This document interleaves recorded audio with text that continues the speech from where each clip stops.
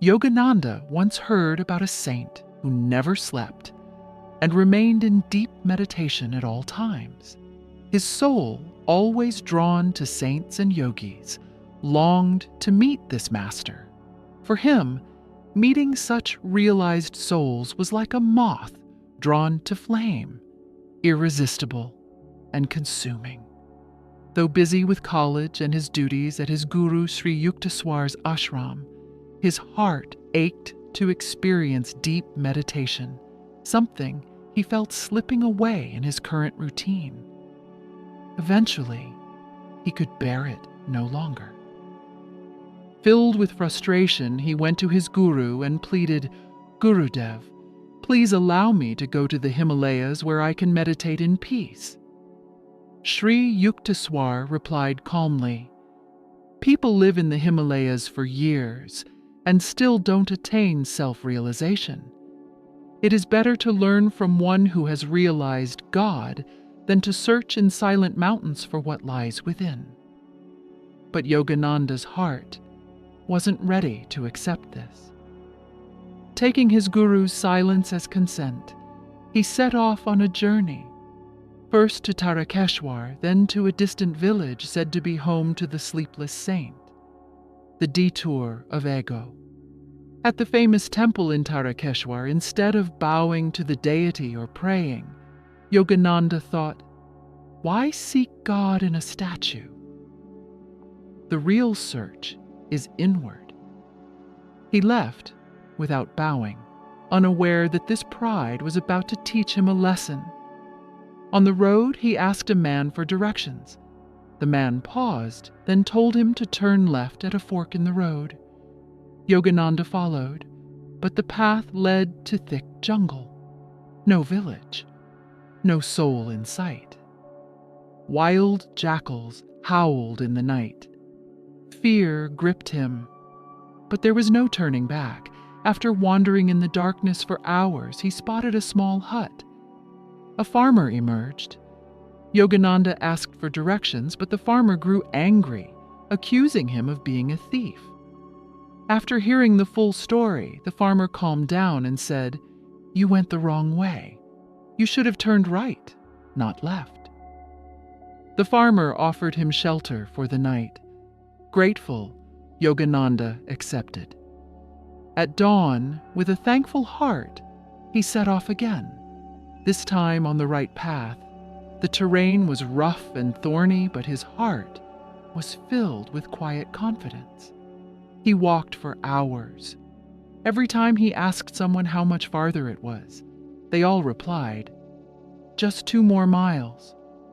But those 2 miles seemed endless. After 6 hours of walking, the distance had not changed. Exhausted, defeated, and on the verge of giving up, he stopped, closed his eyes, and prayed, "Lord, please give me the strength to complete this journey." Before we continue, if my videos have brought you even a moment of peace or insight, I invite you to join my YouTube membership.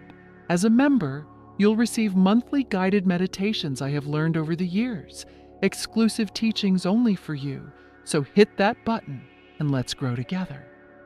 Let's get back to our video. The Sleepless Saint appears. As if in response to his prayer, a new energy surged through his body. He began walking again, faster. Suddenly, he felt a hand on his shoulder. Startled, he turned around. A man with deep, glowing eyes sat on a stone behind him. Without hesitation, the man said, "You've come here out of stubbornness, haven't you? Your professor had no right to tell you where to find me." Yogananda stood speechless. How did this man know who I was and why I came? He realized this was the sleepless saint he had come to find. The saint then asked, "So tell me, where is God?" Yogananda replied, "God is within us and outside us. He is everywhere." The saint smiled. "If he is everywhere, why didn't you bow before the deity at the temple? Didn't you see God in that stone? Perhaps that pride is what led that man to give you the wrong directions, causing your suffering." Then, in a voice calm and still as a mountain lake, he said, "My guru, Lahiri Mahasaya, always said, everyone believes their own path is the only way to God. But the truth is, there are many paths. Never be proud of your way. Seek God within, and you will find Him everywhere." Yogananda realized the deep truth. Ego is the greatest obstacle on the spiritual path.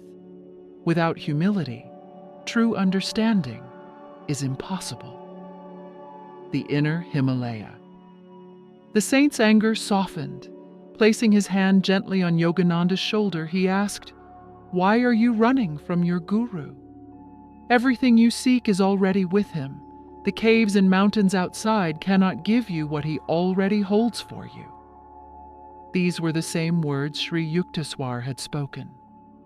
Then the saint asked, "Do you have a quiet room where you can meditate?" Yogananda nodded. "Then that room is your Himalaya," the saint said. "When you close your eyes, imagine a quiet cave. That's your sacred space. Meditate there in stillness." The impact of these words was immediate. Yogananda felt as if he had already entered that cave. His longing for the Himalayas vanished. 20 years without sleep. After inviting Yogananda to his hut, the saint began to share his own journey. Yogananda asked, "People call you the Sleepless Saint. Is it true? Do you never sleep?" The saint smiled and replied, "For 20 years, I meditated 18 hours a day in a cave. Then, for 25 more years, I meditated 20 hours a day on the mountains, without sleeping. In deep states of superconsciousness, the body rests more fully than sleep ever could." He explained, "In sleep, the body rests, but the mind and senses are still partially active. But in deep meditation, in the superconscious state, everything becomes still. The rest is deeper and more complete." Yogananda humbly asked the saint to give him the experience of samadhi, but the saint replied, "You're not ready yet. First, strengthen your body and your mind. You must become the kind of person who can hold that power." Then he said something beautiful. "What you seek is not outside. Focus on what you are becoming, not just what you want to receive.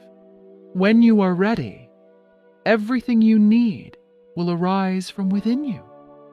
Yogananda left the next morning with a heart full of gratitude.